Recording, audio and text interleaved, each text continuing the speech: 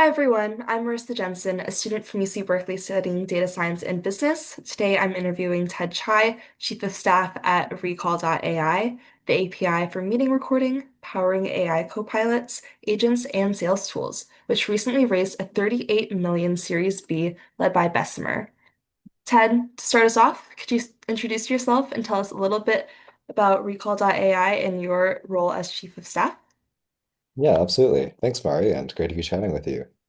I'm Ted. I'm the chief of staff at Recall, and Recall is an API for meeting recording. So if you've ever seen a meeting note taker or a sales assistant, there's a good chance it runs off of our backend infrastructure.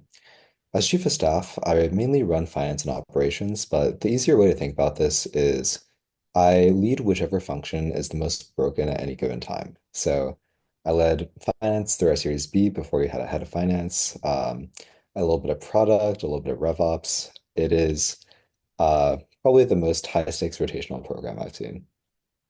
Looking back, which experience would you say pushed you most towards entrepreneurship? I know a couple of years back we were talking, you founded Sonnet, a Y Combinator startup that was acquired in 2024. Could you share how that journey, as well as any other experiences, shaped your approach to building and leading? Yeah, I think the unifying theme across my career is I've only optimized for two things. I like being around passionate people working on important problems. That doesn't necessarily have to be technology. I actually started out my career in government at the US Department of State on the Emerging Technologies team. But I quickly realized that I would be doing not very interesting things in the federal government for a very long time before I gained seniority. The special thing about tech is you don't have to ask anyone for permission, right? A 21-year-old kid can build something truly great out of college as long as the product is something that people want. And there's nothing else that is as high leverage, as high of a growth factor as being a founder really is.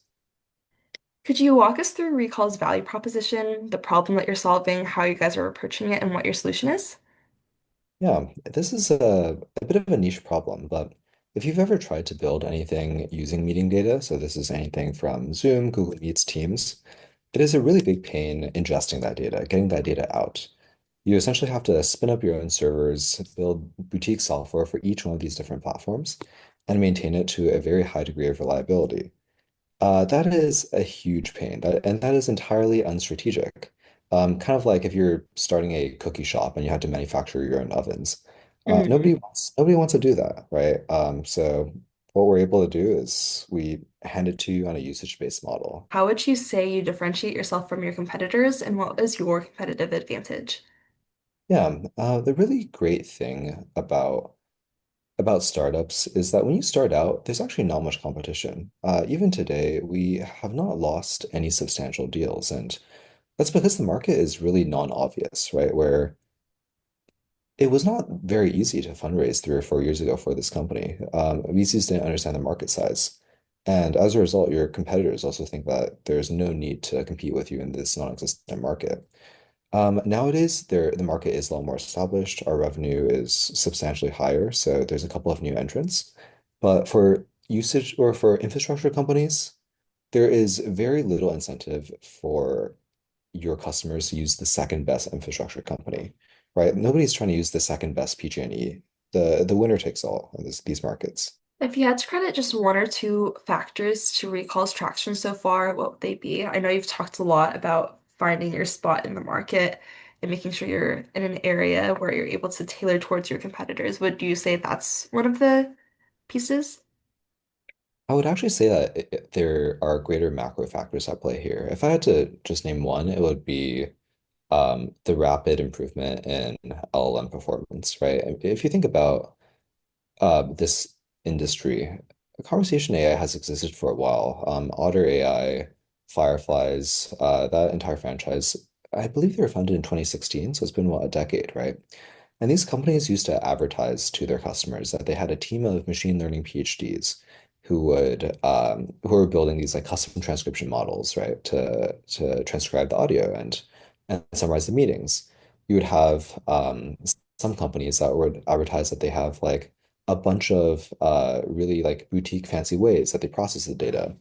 But now anyone in their basement can plug and play something like Recall, put it together with a transcription provider like DeepGround, and then come out with a product that, by all means, in core competency, is as good as a billion-dollar company can create, right? So now all of a sudden, the value that these products create is vastly higher because LLMs can do vastly more with the data, right? And at the same time, the barrier to entry is vastly lower because everyone has access to these tools. Hmm. Um, if you plot this out on a classic economics graph, you can imagine that the surface area for value here is vastly increased in the past few years. Looking back on your entrepreneurial journey, what lessons have you learned, and what advice would you give to young entrepreneurs if you could do it all over again? I would say that the biggest lesson I learned is the time scales on which to operate. Where I started my company when I was 19, right out of Berkeley, right? And we started opportunistically. We had a massive opportunity in front of us, seemed foolish not to take it.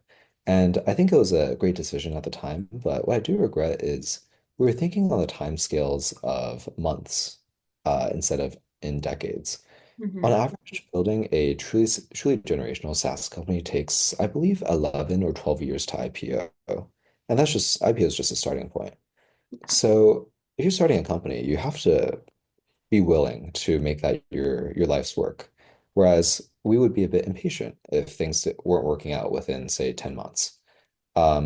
If you look at all of the truly successful companies in the past few years, the gestation period between time of creation and time of first traction has always been pretty long, and that requires a really high degree of conviction. I would not start another company unless I had a religious degree of conviction that what I was building needs to exist in the world.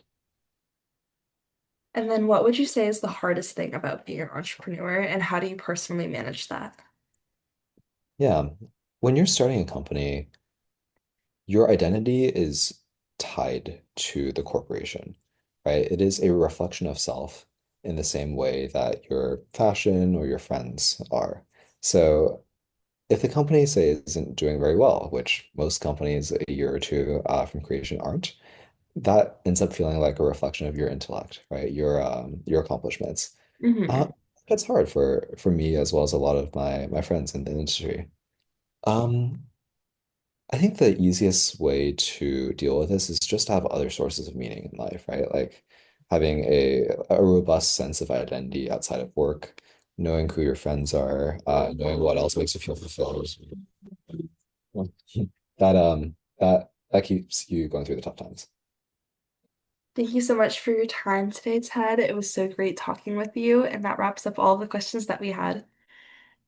Yeah, it's so great speaking with you as well, Marissa.